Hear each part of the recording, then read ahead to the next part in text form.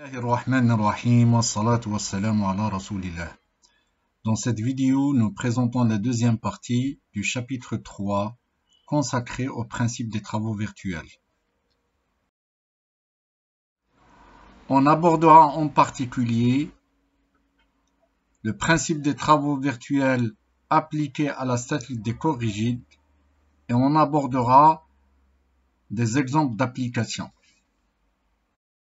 Rappelons d'abord c'est quoi un corps rigide. Un corps rigide est un ensemble de points matériels dont les distances sont conservées, donc ne varient pas au cours du temps. Ceci a comme conséquence que les forces internes ne travaillent pas. Et donc le principe des travaux virtuels pour le cas d'un corps rigide s'énoncera de la façon suivante. Si un corps rigide est en équilibre, alors le travail virtuel total produit par les forces externes exercées sur le corps est nul pour tout déplacement virtuel du corps considéré. En conséquence, on a la condition nécessaire suffisante pour l'équilibre d'un corps rigide et que le travail virtuel effectué par toutes les forces extérieures agissant sur les différents points constituant ce corps durant n'importe quel déplacement virtuel compatible avec les contraintes imposées à ce solide doit être nul. Ce principe peut être généralisé au cas de systèmes de corps rigides, donc assemblage de plusieurs corps rigides via des liaisons mécaniques. En effet, si le système reste lié par le biais de liaisons mécaniques parfaites lors de déplacements virtuels qui est compatible avec ces liaisons, on ne tiendra compte que du travail produit par les forces externes, puisque les forces internes agissant au niveau des liaisons donnent lieu à un travail nul, car elles sont parfaites. Ainsi, pour tout déplacement virtuel consistant avec les contraintes, il n'y a pas de travail réalisé par les forces internes, donc les liaisons sont parfaites, ou les forces elles sont perpendiculaires à la direction du mouvement. Il n'y a que des forces externes qui travaillent, et cela peut inclure éventuellement des forces de frottement. Elles sont appelées donc, ces forces externes, elles sont appelées forces actives ou forces appliquées. Ainsi, le principe des travaux virtuels s'énoncera de la façon suivante. Si un système de corps rigides lié par des liaisons parfaites est en équilibre, alors le travail virtuel total produit par les forces externes exercées sur le système est nul pour tout déplacement virtuel du corps. Comme premier exemple d'application du principe des travaux virtuels, on va considérer l'étude d'une barre glissante illustrée par la figure 3A ci-contre. Donc, c'est une barre de masse grand M de longueur L qui est en contact sans frottement avec le sol horizontal au niveau du point B et avec le mur vertical en A. Cette barre est maintenue en équilibre grâce à l'application d'une force horizontale grand P appliquée au niveau du point B. Il est demandé, en utilisant le principe des travaux virtuels et en négligeant les frottements au niveau des points de contact, d'exprimer la force P en fonction de la masse M de la barre. Il est clair que la configuration instantanée de cette barre, elle est caractérisée par l'angle θ. Si la force P elle est absente, automatiquement la barre elle va glisser et donc on va avoir un mouvement vertical du point A descendant et on va avoir un mouvement de translation horizontale du point B le long des X positifs. Ainsi, la force P a un rôle de blocage et permet de maintenir la barre AB à l'équilibre. Faisons d'abord un bilan des forces données appliquées à la barre AB.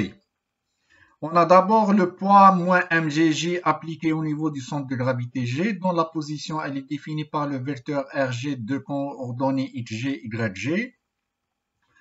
On a la force de maintien P appliquée au niveau du point B, dont la position elle est définie d'une façon générale par le vecteur RB de coordonnées xb, yb. En outre, on a la réaction du sol appliquée à la barre AB appliquée au niveau du point B. Cette réaction, elle est verticale car il n'y a pas de frottement. On a également la réaction du mur qui est horizontale, donc orientée sur l'axe X car il n'y a pas de frottement. Donc elle est perpendiculaire au mur. Elle est appliquée au niveau du point A, dont la position est caractérisée par le vecteur RA ayant les composantes XA, YA. Alors, si la barre, elle glisse faiblement, donc on va enregistrer une rotation élémentaire delta θ, qui va lui correspondre des déplacements élémentaires des points A, G et B. Ces déplacements élémentaires vont nous permettre de définir les vecteurs de déplacement élémentaire delta RA, delta RG et delta RB. Ces vecteurs de déplacement élémentaire peuvent être calculés à partir des coordonnées des points A et B connus dans le triangle OAB. En effet, on a XB qui est égal, donc l'abscisse du point B égale à la longueur de la barre L multiplié par sinus θ. Donc cela est vrai car le triangle OAB est rectangle au niveau du...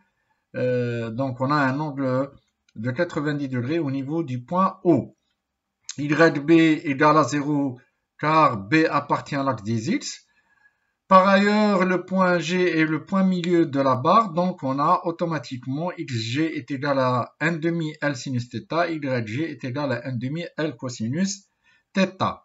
Le calcul différentiel de ces coordonnées donc, permet d'avoir directement les déplacements élémentaires delta RA, delta RG et delta RB qui correspondent à la rotation élémentaire delta θ, donc faible d'amplitude, qui est compatible avec les liaisons A et B.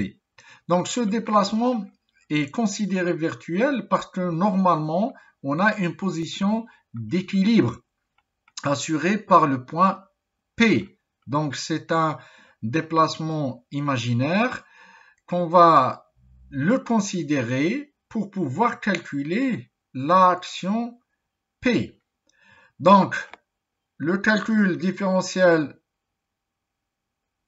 nous a donné delta XB qui est égal à L cosinus delta θ, delta YB est égal à 0, delta XG est égal à 1 demi cosinus delta θ, delta θ, et delta YG est égal à moins 0,5 L sinus θ, delta θ.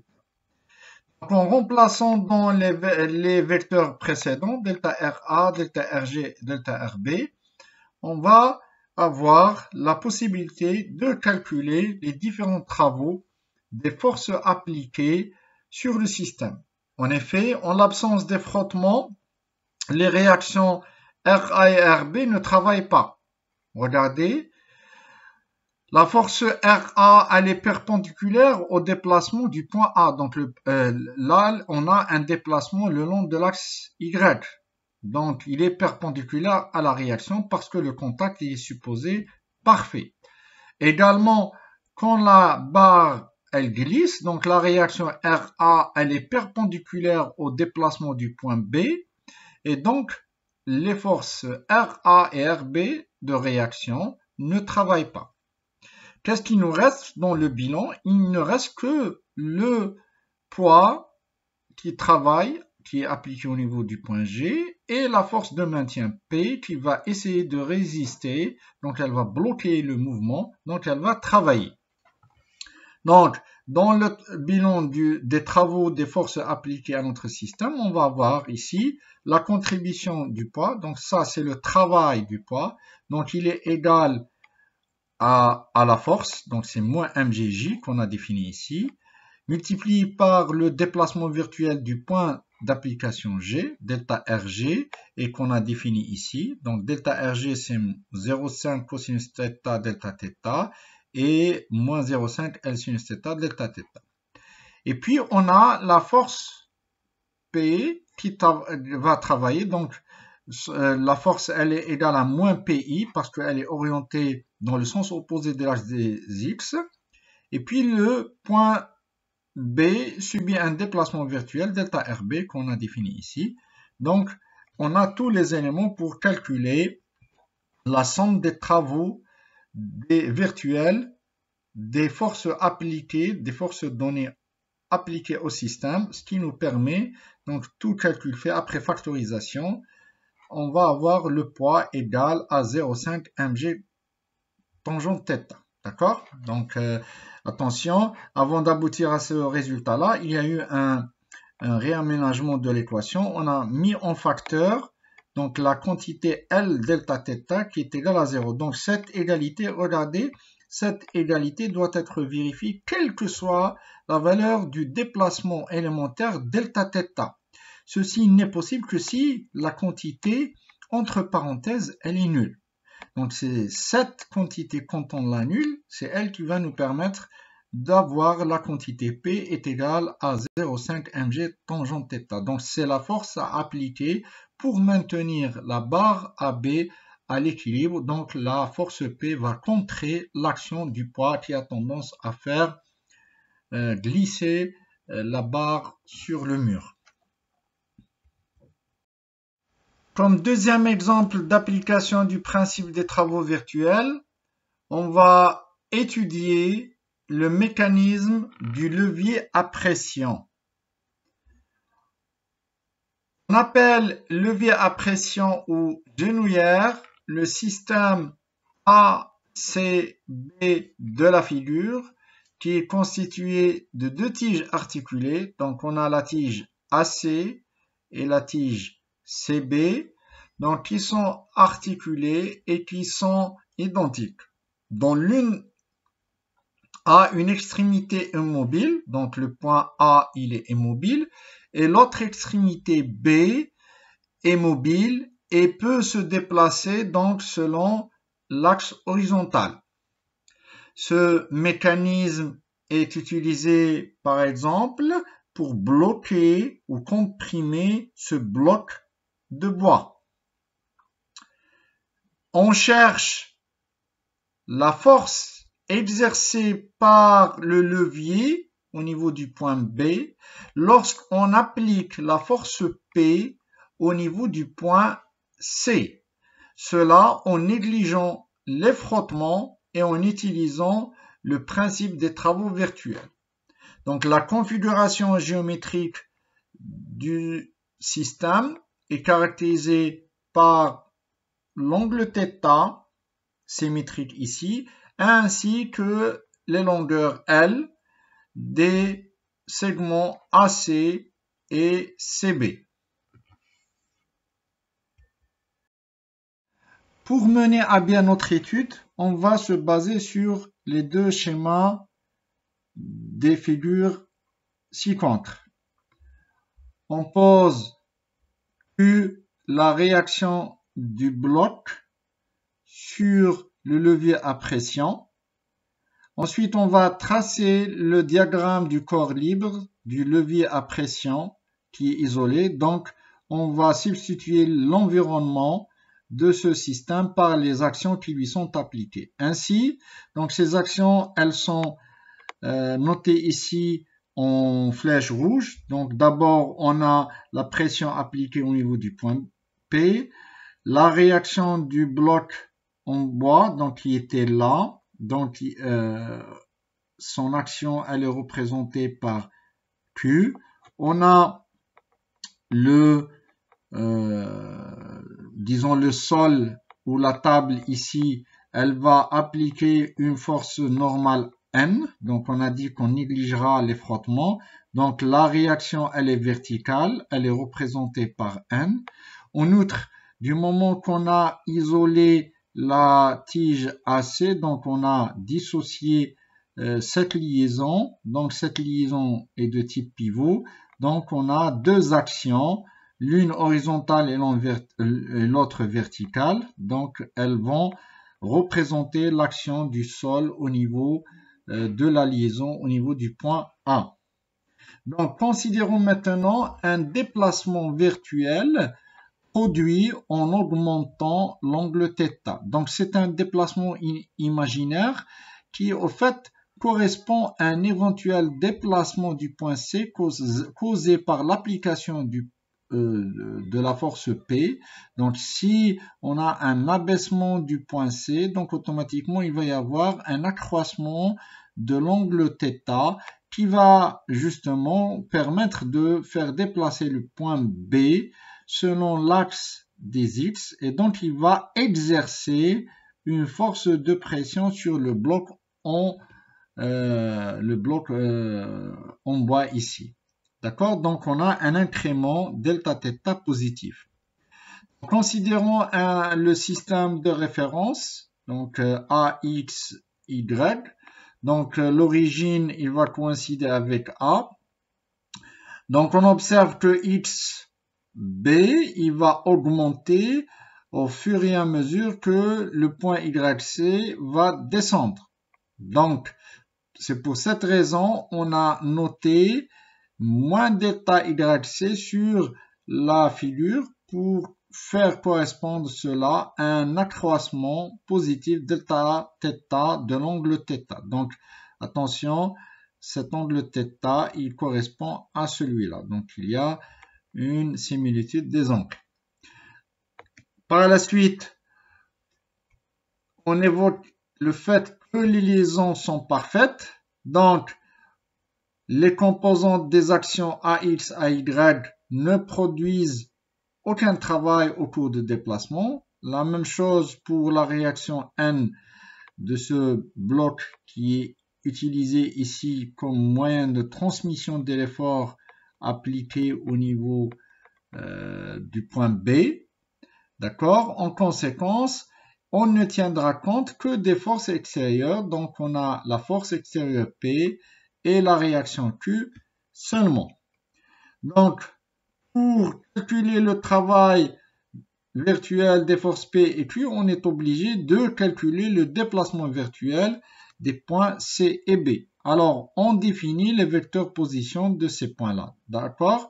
Donc, on calculera d'abord le vecteur AC. Donc, le vecteur AC égale à L sinus θ X plus L cosinus θ Y. D'accord? Donc, on va projeter selon l'angle θ. Ensuite, le vecteur AB, il est égal à 2 fois la projection de AC sur l'axe des X. Donc, n'oublions pas que ACB est un triangle isocèle. Donc, c'est ce qui facilite les calculs. Un calcul variationnel élémentaire ici nous permet de déterminer le déplacement élémentaire du point C et du point B. Donc, on va avoir pour delta C, L cosinus θ delta θ moins L sinus θ delta θ. Et pour le delta B, donc on va avoir tout simplement 2 fois L cosinus θ delta θ. Donc, une variation élémentaire delta θ de l'angle θ a causé des variations des coordonnées des points C et B, ce qui fait que les forces appliquées au niveau de ces points C et B vont réaliser un travail. Donc les forces appliquées données au système, donc on a P de composante 0 moins P et Q de composante moins Q0, selon donc la figure décrivant le système isolé. Alors, le travail de ces forces s'obtient tout simplement par le produit scalaire des forces par le vecteur déplacement. Donc, on a P scalaire delta C plus Q delta B. Donc, tout calcul fait, on va avoir le travail virtuel total des deux forces est égal à moins 2QL cosinus θ delta θ plus PL sinus θ delta θ. On met en facteur le delta θ. Et donc, on doit vérifier le PTV qui stipule que pour un système constitué de corps rigides connectés par des liaisons parfaites, on doit avoir le travail virtuel des forces appliquées, delta W doit être égal à 0.